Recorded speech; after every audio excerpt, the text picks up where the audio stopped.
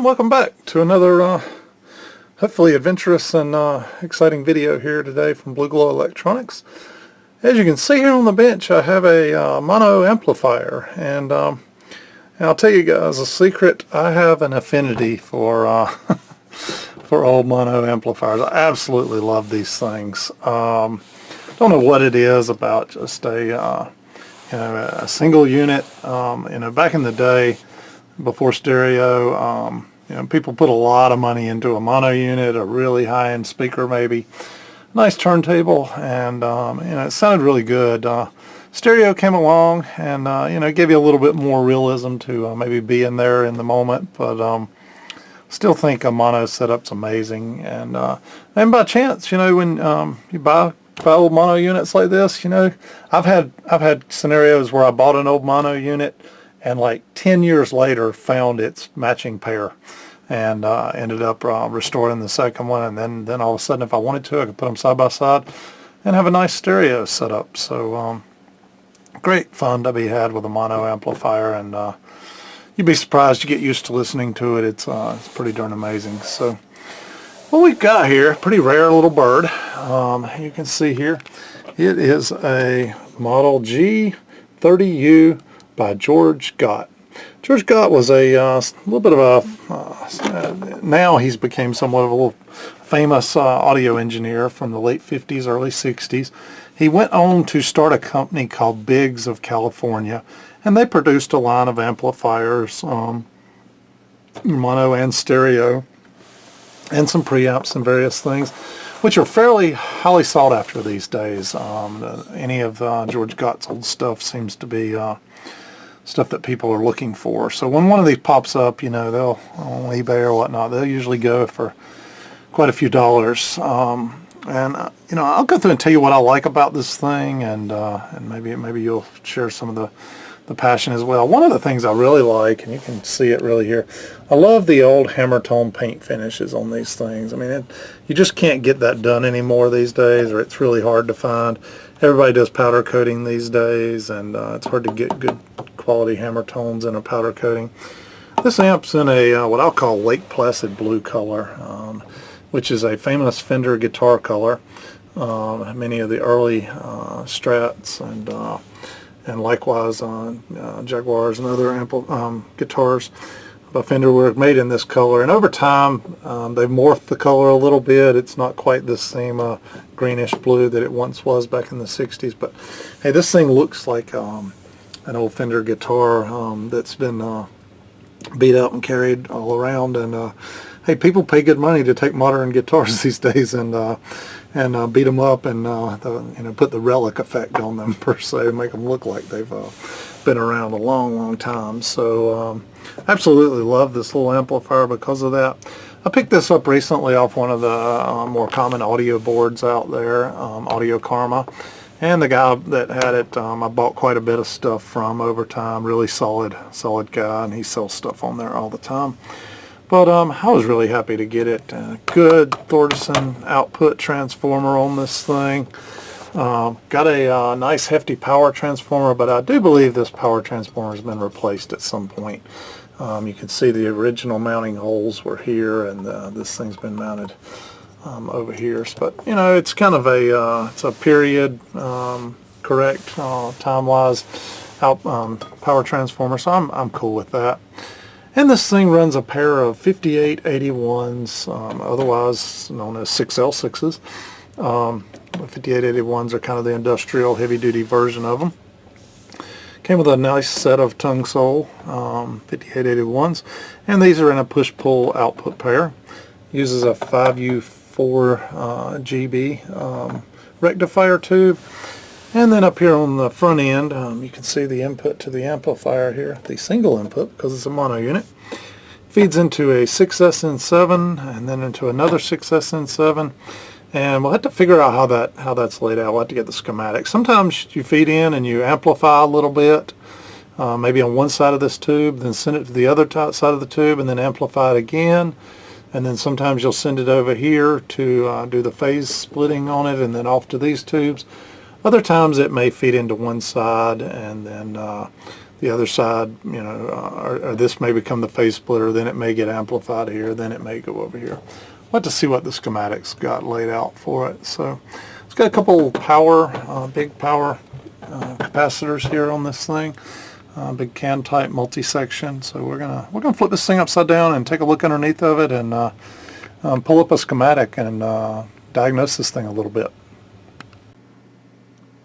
Okay, I thought I'd show you a little tip here that I do. So you'll notice I typed in George Gott G30U up here, and you know there's a ton of stuff here. You can see where some I've sold on eBay that have popped up. You see somebody talking about Bigs of California, etc., etc.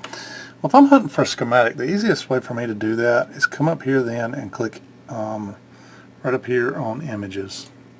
Once I click on images, then it starts telling, you know, then I start seeing what's in each of these things. And some of them are just pictures of ones like mine that have sold, etc.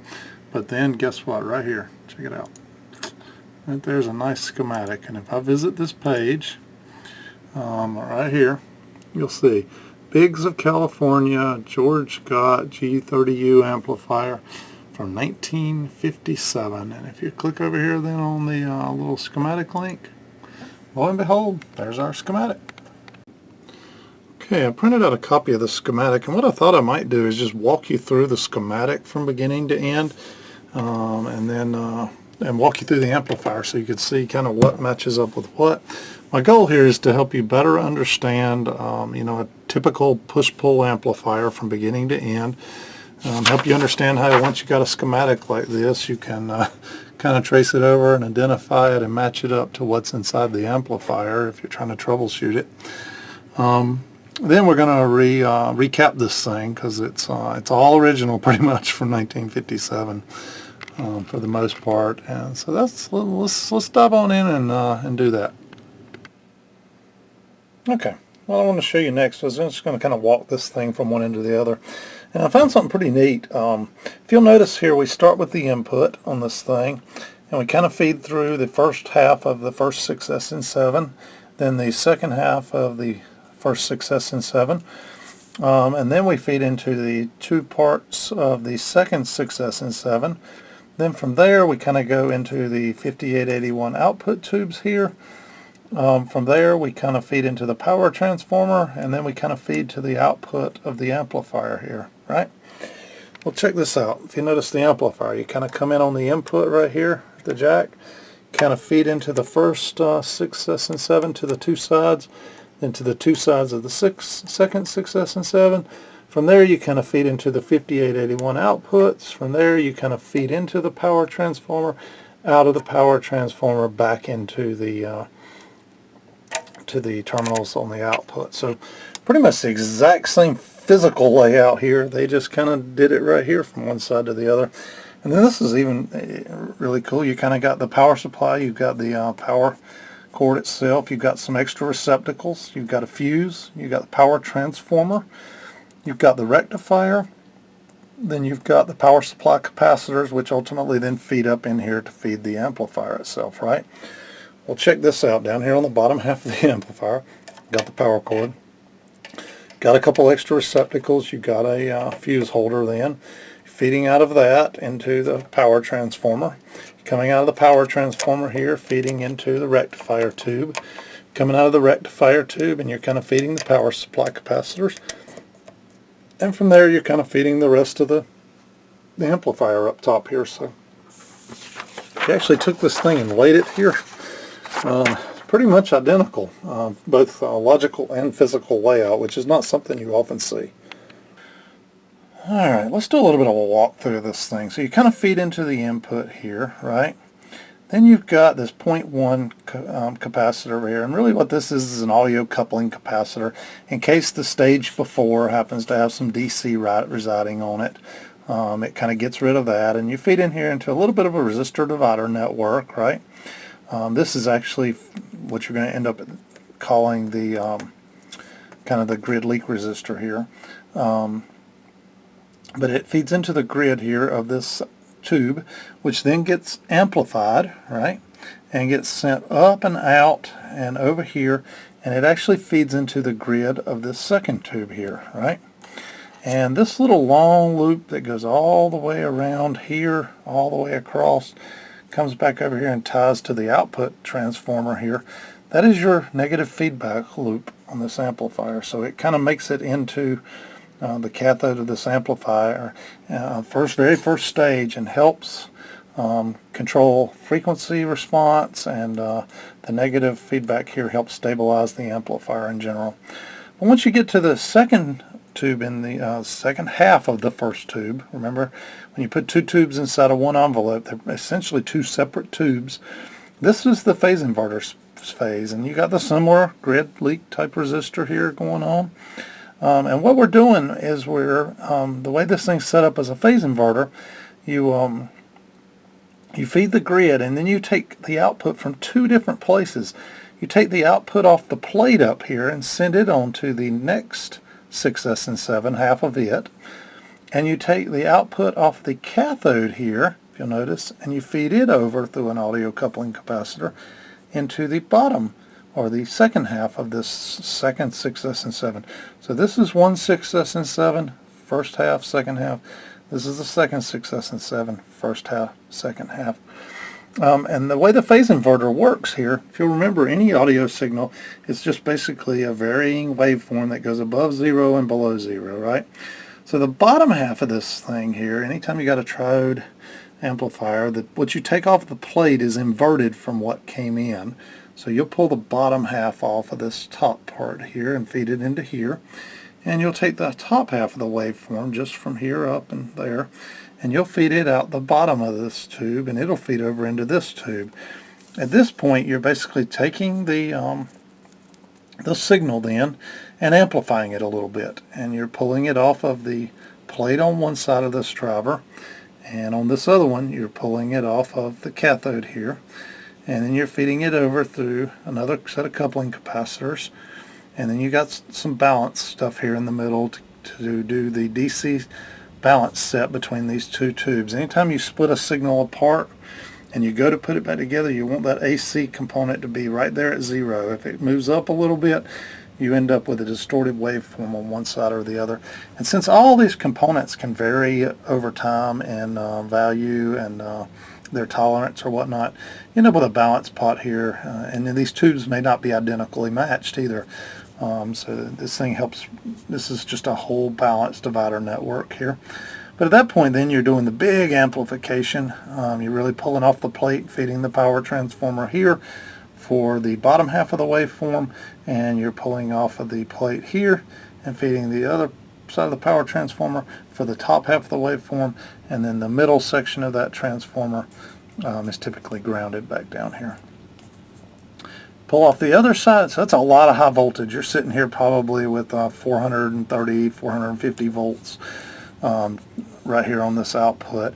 And so then you take it through the power transformer, which kind of converts this voltage into current on the other side here. And so the voltage you end up with over here is fairly low, but it can drive a lot of current. And you pull off the 8-ohm tap right here and out to your speakers. And if you kind of come over here, let me get situated here. You can watch that coming into the input here, and then there's that first audio coupling capacitor. They actually have a 0.05 in here, and it said it was a 0.1, but a lot of times in the manufacturing process they may have realized this was more effective, or they may have ran out of the 0.01s or whatnot, but it's fairly similar. So you're feeding into the two sides of this this tube here, and the first side kind of feeds the second side, which then becomes the phase inverter. Then you can see these 0.22, these coupling caps here. You can see those here, both of them, great big brown caps. Kind of feed across, get into this second stage of this thing, and both sides get amplified, and one side comes out and gets amplified and sent to this 5881. The other side comes out through this audio coupling capacitor, goes into this one, and just like here, you're seeing it. 0.22 feeding into there, the 0.22 feeding into here, and all these resistors that you're seeing around in this area, that's kind of what this little network of resistors here is, along with this potentiometer here that gives you the balance capability. From there you can see you're coming off here, right here and here, feeding into the power transformer, coming out of the power transformer, and you can see we're feeding these output taps. You can also see here that there's a little brown wire right here coming off the 16 ohm tap that feeds all the way back over to right here, which happens to be this point right here, the cathode, feeding into this tube. So that's the negative feedback loop along the way. So pretty neat stuff here. Similarly, the power supply, we kind of walked through it. Input, a couple extra sockets to plug something else into, a 3-amp slow-bow fuse. Got the power transformer here, and let's kind of walk through that. You got a couple different sections in this transformer, right?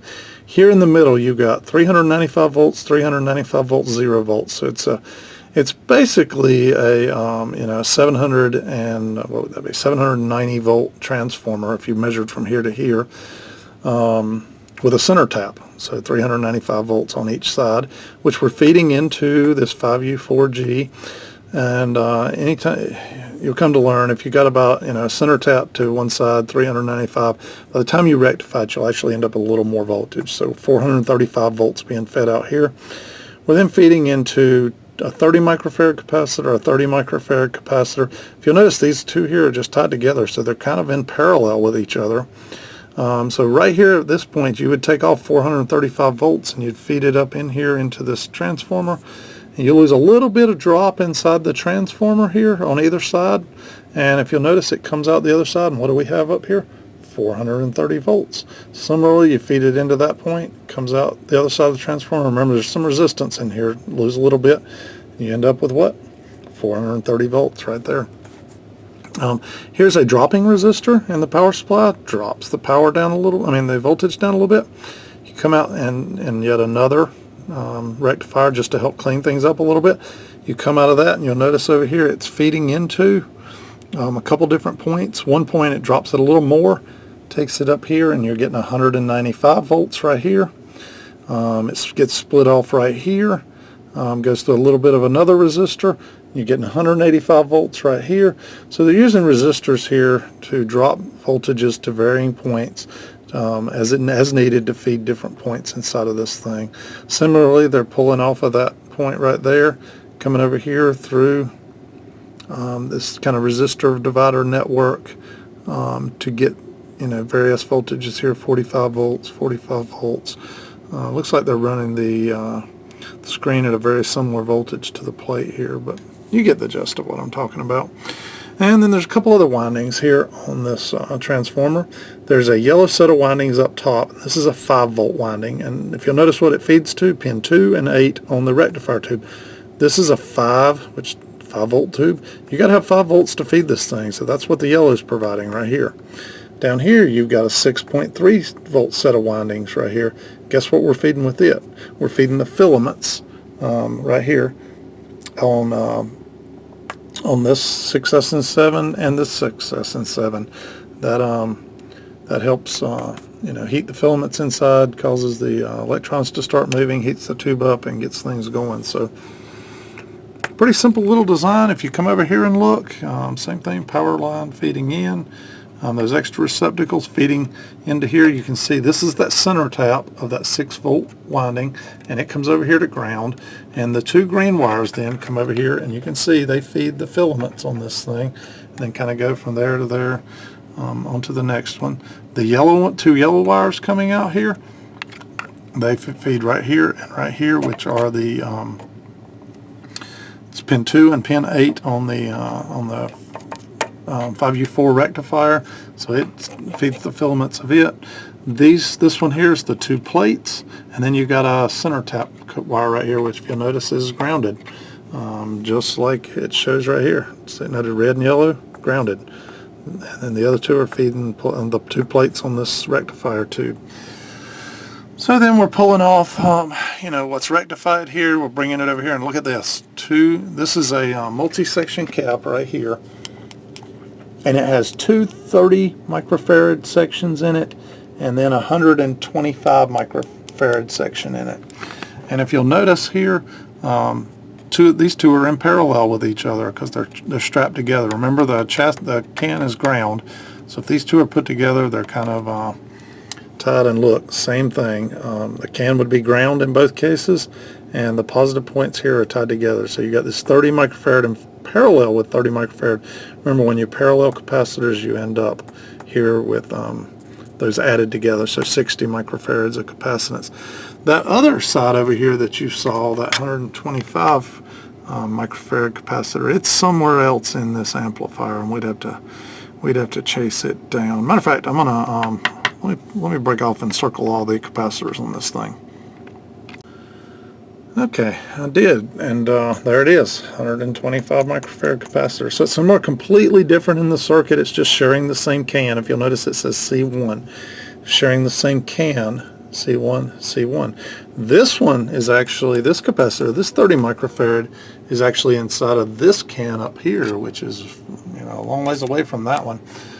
So it's got 30 microfarad section inside of it. It also has another section inside of it. You know, that was can 2, 30 microfarad. It also has another 30 microfarad section, so can 2 right here. So you got two 30 microfarad sections inside of that can. On here, I circled all the electrolytics in red, which we've just shown you where they were in the amplifier, right? C1, C1, C1, all right here, and I labeled this thing C1 on the board. C2, C2, right? I mean, excuse me, C2 and C2 right here are both inside of this here. If you'll notice, it has a third connection here, but it's not being used at all. And then I circled all the audio coupling capacitors in green. So you had this 0.1, which was this one here, but they actually used a 0.05. Then you had 1, 2, 0.22 microfarad coupling capacitors. 1, 2, both of those. You had another 0.22, 0.22 audio coupling capacitor. There it is. There it is. These things are likely to be leaky. Let me show you here. You notice the wax dripping down off of these things right here? That's because these things have started over time building up internal resistance, starting to break down, and so when you run them, they get warm and hot. And what happens is these are wax coated paper inside of these things. They start breaking down and leaking a little bit of wax out of them. You can see right here some wax leaking out of this one.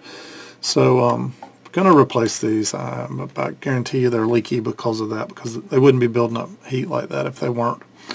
And then there's one other little odd capacitor right here, up here, and it's part of the negative feedback loop right here, and it is a 100 mmF. Well, 100 mmF is also the same as 100 picofarad. That stood for 100 microfarads, or 0.1 nanofarad. And it's an odd little capacitor. It's one of these little tubular capacitors right here, and you can see it's mounted right all across that 10K ohm resistor right there. So easy to see right here where that thing's mounted at. So we're going to see if I can find replacements for all this stuff. Let's go dig in the bin a little bit, but hopefully you're starting to understand what all the components here are doing. What I'm going to replace, pretty much everything I circled on this page is what's going to get replaced, and let's go see what we got in the parts bin for that. Okay, let's talk a little bit about the effects of time on component values. So and when I mean that, not what time does to a existing component, but what time has done to our standards from an electrical engineering standpoint. Over time, some of these values that were used over time have kind of morphed, and now the industry has some pretty set standards around capacitor values, resistor values. Not that you can't get values in between those standardized values, but they get really costly and they're not what gets mass produced. So give an example, these 30 microfarad capacitors, what gets mass produced these days are not 30 microfarad capacitors.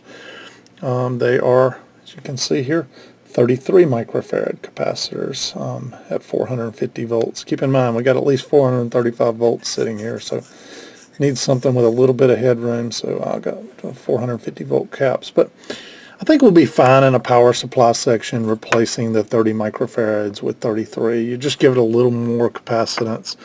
You do have to be concerned about the very first capacitor after a rectifier tube and how big it is, but if you try to stuff an 80 microfarad, 100 microfarad capacitor, you kind of swamp this rectifier tube here too much, and cause some issues. You shorten the life of this tube greatly.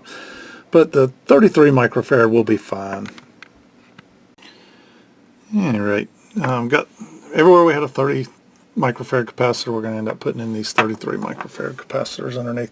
I'm going to leave the original capacitors underneath the unit, mounted in the unit, and I'm just going to disconnect wires and kind of parallel everything with these. So the originals will be disconnected, and I'll just put look how much room we got underneath this. Kind of reminds me of when working on a car from 1957. If you pop the hood and you got maybe a small block Chevy engine under it, there's enough room underneath there to take a nap. And very similar here. I mean, you got a lot of room. This thing's, an 1.5 inches deep, and a lot of room to stuff capacitors and whatnot underneath this. But up next, these 22 microfarad at 400 volts, old wax paper style. We're going to replace it with some, some new modern 224. Yeah, that's a 0.22, 630 volt polycaps here. So I've got 4 of those, and then we have this. What else did we have? Oh, we had the 0.1 over here. If you remember, a while back I found a whole huge lot of old Sprague capacitors, various whatnot. And this is a nice good old Sprague 715P. I tested it. It's not got any breakdown even at full voltage, so I'm going to end up putting that on the front end here. And then the one I want to talk about the most, because all these are identical value. These are identical. These are 3 microfarad off. This 125 microfarad capacitor right here, they really don't make a beast. Here's the options you've got. You can get 100 microfarad, you can get 150 microfarad. So I could, and you can get 22 microfarad. So I could get a 100 microfarad capacitor, put it in parallel with a 22 microfarad capacitor, end up with a 122 microfarad capacitor. But what I've got here is a 150 microfarad capacitor, and what I'm going to do is I'm going to put it in and see how it sounds. What this capacitor is right here is it is the cathode bypass capacitor coming off of these two 5881s, and you can play around with the value of a cathode bypass capacitor here and change the tone of the amplifier. And as a matter of fact, in guitar amps, that's a lot of what they do to get different tone. So the higher, as you go up with the size of so I'm going from 125 to 150 microfarad. Typically, that enhances the bass response of an amplifier. And if you took it down, say if I didn't put the 100 in here, the 125, I put 100 in here. It would increase the treble on the other end. So I'm going to put it in and see how it sounds. I'd much rather have a single component than putting 2 in parallel.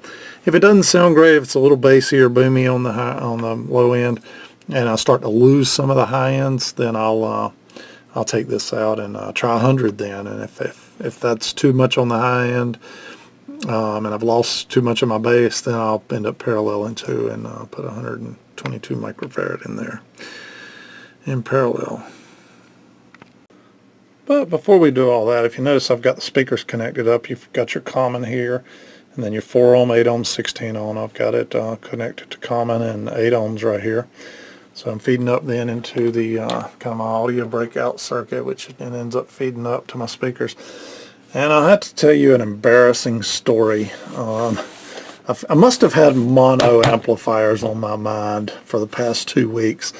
I picked this thing up about 2 weeks ago, or something like that, 2 or 3 weeks ago, and paid for it, and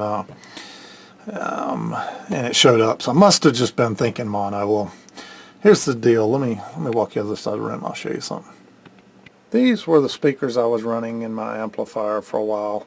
They're some JBL, not in my amplifier, in my on my audio bench, JBL 2600s. I picked these things up for like $30, something like that, really cheap. At a swap fest one time, but let's take a look here. Isn't that fine and dandy? It's just flat out embarrassing what had happened to these things. The cones just kind of, over the past year, just kind of deteriorated all to pieces on these things. So it was time for me to get a new set of speakers for the bench. These weren't the greatest anyway. I will end up reconing these at some point just to keep them around. They're they're decent speakers for what I've got in them. But so I decided to order a new set of speakers. Onward to the next part of the saga. So onward to a nice set of clips, reference speakers, nice little magnetic mounts on the grills here. And if you take these off, beautiful titanium covered cones, nice speakers. These are some amazing speakers. They're 96 dB efficiency, great for a tube amplifier, and just amazing overall bookshelf speakers. They weigh 30 some pounds a piece, pretty darn heavy. But I wanted a new set to put up here to replace the ones I've been using on the bench. Well, the plot kind of thickens a little bit. So I've been looking at the RB81s and the RB61s and the RB41s on eBay for a while. And a couple people had a couple different sets of them out there with the with free shipping or whatnot, and I had a couple of them saved in my saved items on eBay, right? So one day last week I got some extra money in my PayPal account that I wasn't counting on, and I thought, you know what, well, I've got that extra money sitting there in PayPal that I really wasn't counting on getting. I'm going to use it and buy this set of speakers. So the I think it was the 61s that I was looking at, were like $249 shipped for a pair. And so I went out there one night, I was kind of tired, I bought the things and waited on them to show up, right? Well, 4 days later, one speaker shows up, and it's not the RB61, it's the RB81, which is the big mammoth speaker. And what I had done was inadvertently bought the RB81, which was the same exact price, $249, but it wasn't for a pair, it was for a single speaker. So right now on my audio bench I have a single speaker. That's what motivated me to go ahead and fix up a single mono amplifier here, but since then I've went ahead and ordered the other one, and it should be here any day now. But a little bit of an embarrassing story, but hey, even us semi-pros can make mistakes. So we've hooked up, I hooked up one set of my cables here into the input, and I've hooked up the speakers, and I've actually brought this thing up really slowly on the variac, or I'm in the middle of bringing it up. I'm up to about 106 volts right now, but somewhere around 80 volts the filaments in these things lit up, and it started playing actually, believe it or not, and I haven't done anything to it at this point.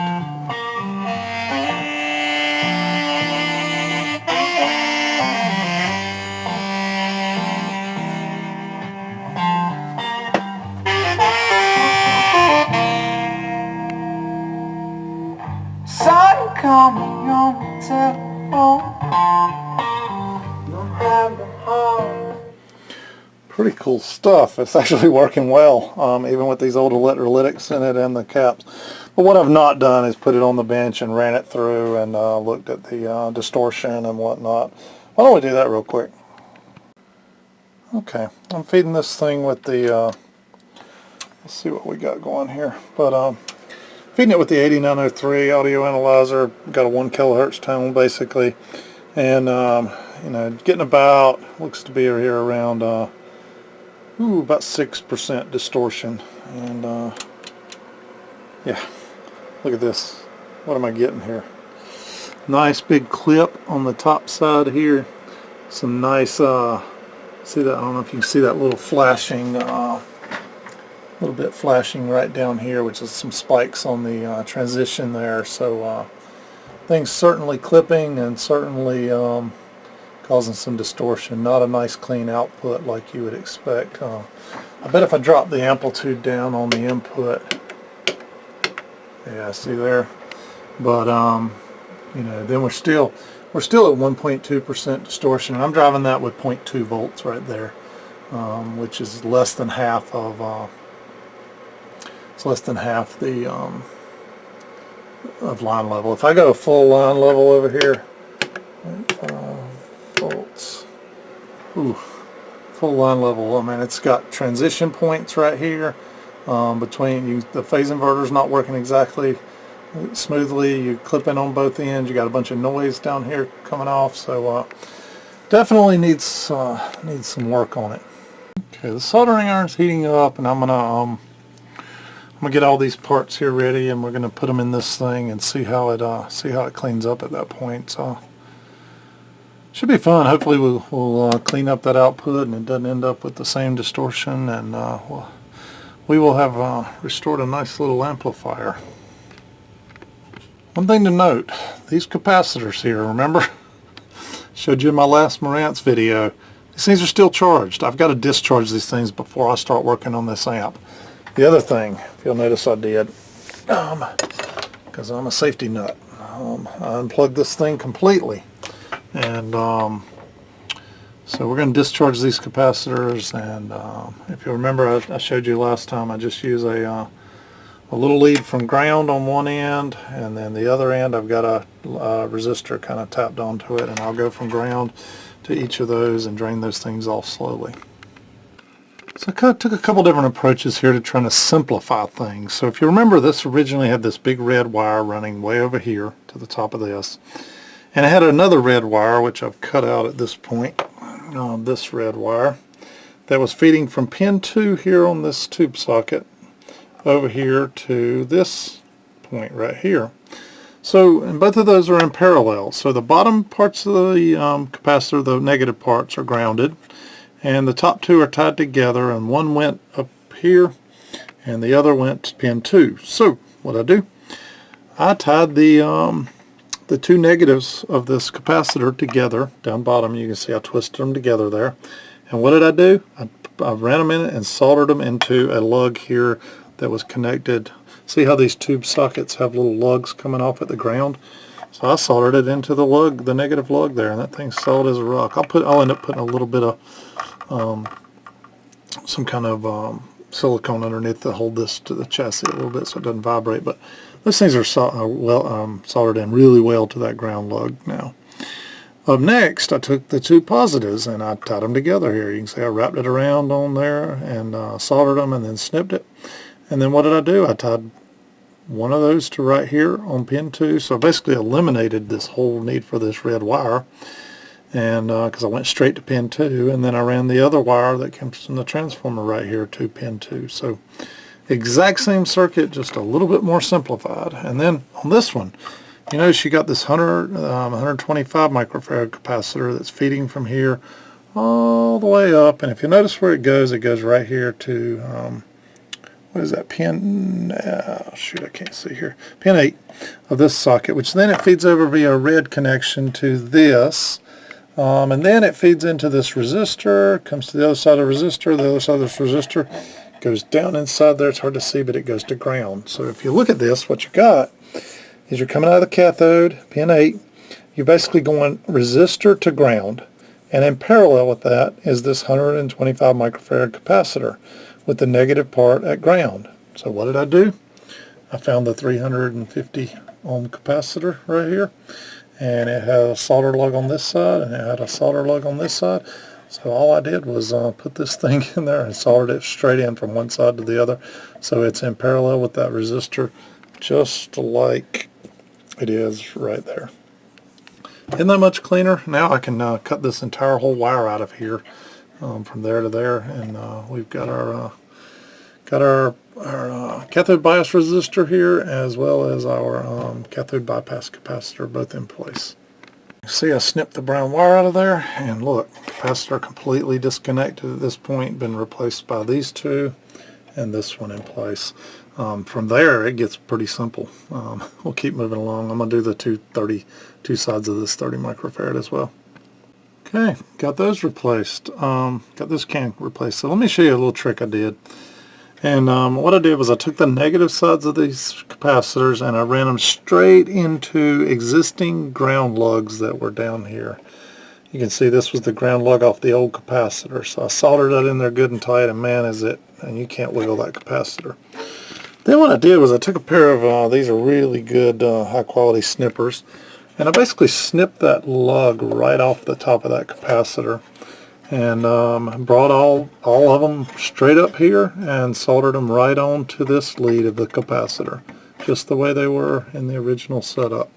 Similarly, you can see down in there another ground lug on the other side of that capacitor, right down in there. I soldered the ground side to this one there, went in there and then snipped that part, the top part of that lug off, brought it all right up here, soldered it onto this end of the capacitor right here, wrapped it around tight. All that stuff is solid as a rock, doesn't wiggle. Capacitors are in there solid as a rock. So at this point I got these two mounted, and these two are physically mounted there. I would have ran this one straight up and down, but it was running into that bolt there, so I had to bend it over just a little bit. But at this point we've effectively replaced these old multi-section can caps with these new. These are Panasonic real high quality capacitors right here. These things will last a long time. Onward. Oh, I did the Sprague on the 0.1 here on the input, and now we're gonna change out these 4 coupling capacitors, and we'll about have it done. And as you can see, I've got the first one replaced here. Goes from pin 2 here over onto the other side, and using a little bit of this Teflon wire coating here just to make sure the leads, I'll run the leads along, soldered in place good. We'll keep moving on to the other 4 or other 3. Okay, we've got the 4 coupling caps. Used a nice little keep this stuff in the drawer and it pulls out, and I just cut it off as I need it. Nice little Teflon wire coating, and you can kind of bend these things around now how you want them to get them all lined up nice and neat and straight. It's looking good though. Plenty of room under here for these extra caps. Like I say, the one thing I'll do is use a little bit of contact cement or something, silicone, to hold these things so they're not just sitting there. I'll just put a squirt underneath each one of them to kind of hold it down to the chassis. But we're going to bring it up slowly on the Variac and see how it, make sure it comes up well. Okay, I've got it. I'm bringing it up slowly with my foot over here on the Variac, and listen.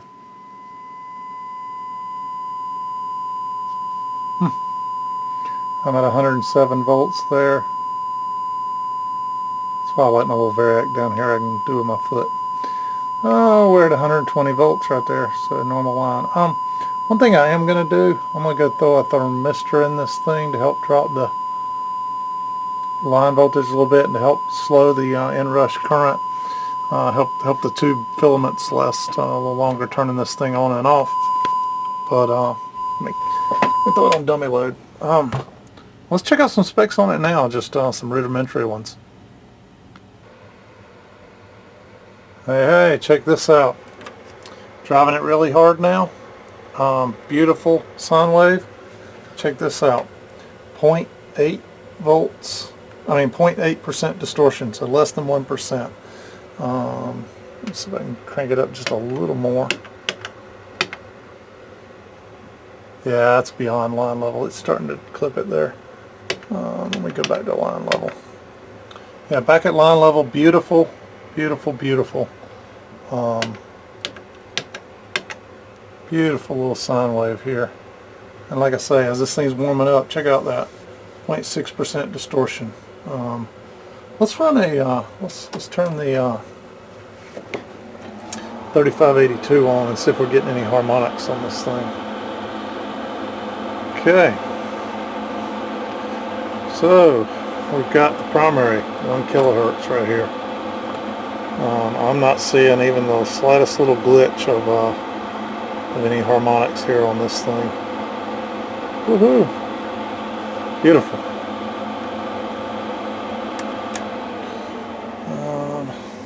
Might run a frequency response with the software, but I want to try one other thing real quick. Yeah, I plugged it in up here to my B&K 4003A, which does a lot of different things. But one of them is I can feed this thing with a square wave now, and check that out. It's not bad. Pretty sharp. Just a slightest bit of slew bend there on the curve, but man, that thing's looking great. Not a lot of amplifiers reproduce a square wave with that. There's no overshoot here. I do want to play around with the frequency response though, because remember we swapped out that 2 things. We've changed this to a 0.1 like the schematic said, and 2, we've got that 125 microfarad capacitor, 150 instead of the 125. So let's run a frequency response. I'll get it hooked up back up to the 8903 and show you from the software that drives this thing. Okay, we run a frequency response thing on this thing. It's not bad on the low end at all. I mean, it's just down here at 20 hertz. It's got just the slightest, like 1 dB down. It runs along pretty good. You get up here around a kilohertz and it starts going upwards, and you gain about 3 dB of gain on the very high end here at 20 kilohertz. So quite interesting that the this thing's actually accentuating the higher ends here. So I may need to play around with that bypass capacitor a little bit and get that flattened out, but I'm not going to take the time right now to do that. It's one of those sit down for an hour and try with different cap values till I get it right. But anyway, I just wanted to show this thing's turned out really well. I'm going to flip around and let you hear some audio through it. It sounds really good. Okay, before we wrap this thing up, just another tip here. You'll notice I used 422 microfarad 600 volt. Well, these were 400 volt capacitors, but what I put in it were 630 volts. But I'll just come over here and I'll write it on a list that I use some of those up, and I keep a running list here on my clipboard, and I keep it hung up on the wall over there. And it helps a lot with just keeping track of what you used, because it's easy the next time you go to build an order to have forgotten. And it helps with, you can bundle stuff up and place one order with somebody like Mauser or DigiKey, and you end up with a, saving on shipping and whatnot. So, anyway, I thought I'd let you hear this thing. It sounds pretty good. I'm not completely happy with it. I want to fix that frequency response curve that we were seeing over there. So, in video 2, we'll wrap this up, video 1. Video 2, we'll go through, check all the resistors in it, and few things like that, the bias on it, and just kind of get it where we wanted to. But I just wanted to kind of get it up and running, and I was a little afraid of these things here. So like I say, at this point it's up and running, but not exactly perfect. We'll get it there in the second video. Let's hear how this thing sounds.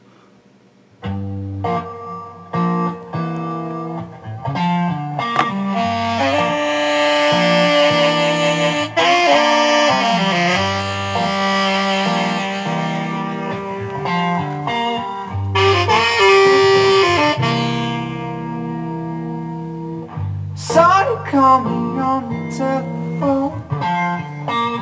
Don't have the heart to leave. Thing sounds really great, to be honest. But we'll wrap this up today for video 1. Thanks for watching. Hey, we're getting close on this camera. I've been swapping some emails with the Camtasia support, so maybe video 2 of this, it'll actually be fixed. We'll see. Stay tuned, and thanks again for watching, everybody.